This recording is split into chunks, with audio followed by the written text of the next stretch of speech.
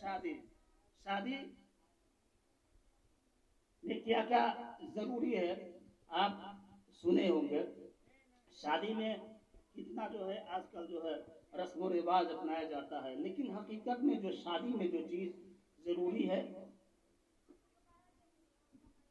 کیا ہے وہ مہردین کا ہونا، دو گواہوں کا ہونا یہ ضروری ہے. ایجاب و قبول یعنی لڑکی سے اجازت لینا. لڑکی سے اجازت نہیں لیں گے، اب اگر اجازت لیے اگر نکاح پڑھا دیے، جیسے اگر کوئی چاہے کہ چلیے نکاح پڑھا دیتے ہیں، بعد میں دلہن کو لڑکی کو سمجھا دیا جائے گا کہ اتنا میں تمہارا نکاح ہوا تو نہیں ہو سکتا ہے.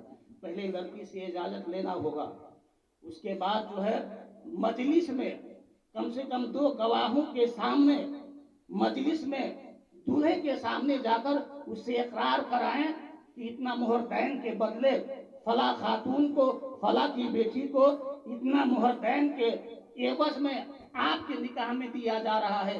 وہ خوشی خوشی کہے گا جی میں نے قبول کیا تو نکاح ہو گیا. اس کے لیے ضروری کیا ہے؟ نکاح میں ایجاب و قبول اور جو ہے دو گواہوں کا ہونا ضروری ہے. اور جو ہے یہ جو ہے چھہارا جو تقسیم کیا جاتا ہے نکاح کے بعد یہ سنت ہے. کھڑے ہو کر جو خطبہ پڑھا جاتا ہے یہ سنت ہے. شادی کے بعد یعنی بارات آنے کے بعد جو ہم کھانا کھلاتے ہیں جسے ولیمہ کہا جاتا ہے یہ سنت ہے. تو محترم سامعین، اگر نکاح میں ہم خطبہ نہیں پڑھیں گے پھر بھی نکاح ہو جائے گا، چھہارا نہیں بانٹیں گے پھر بھی نکاح ہو جائے گا، لیکن سنت سے محروم رہ جائیں گے. لیکن بغیر گواہ کا نکاح نہیں ہو سکتا، بغیر جو ہے ایجاب و قبول کے نکاح نہیں ہو سکتا. اس لیے محترم سامعین، نکاح میں یہی چیزیں ضروری ہے. اس کے علاوہ جو بھی رسم و رواج ہم اور آپ اپناتے ہیں یقیناً یہ کوئی اس کا معنی اور مطلب نہیں ہے، یہ اپنی مرضی سے ہم اور آپ کرتے ہیں. یہ نکاح خوانی سے پہلے ہم میلاد شریف کرتے ہیں. یہ کیوں کرتے ہیں؟ میلاد میں وہ طاقت ہے، وہ تاثیر ہے. چونکہ شادی بیاہ کے موقع سے اکثر دلہن کو یعنی جو بچی دلہن بننے والی ہے وہ کبھی کبھی نظر بد کی شکار ہو جاتی ہے. یعنی اس حالت میں نظر لگتی ہے.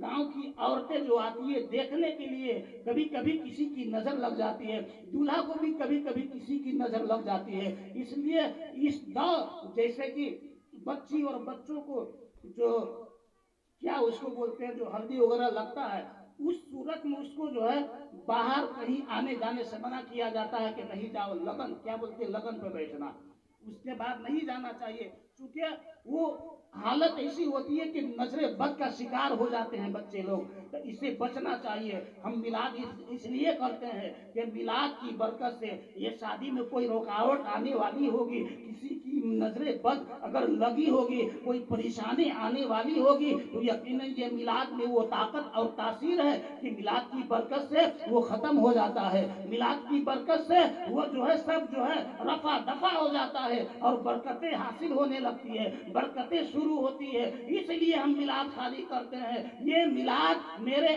آقا کی محفل ہے. ہم نبی کی سنت کی ادائیگی بھی کرتے ہیں اور سنت کی ادائیگی سے پہلے ہم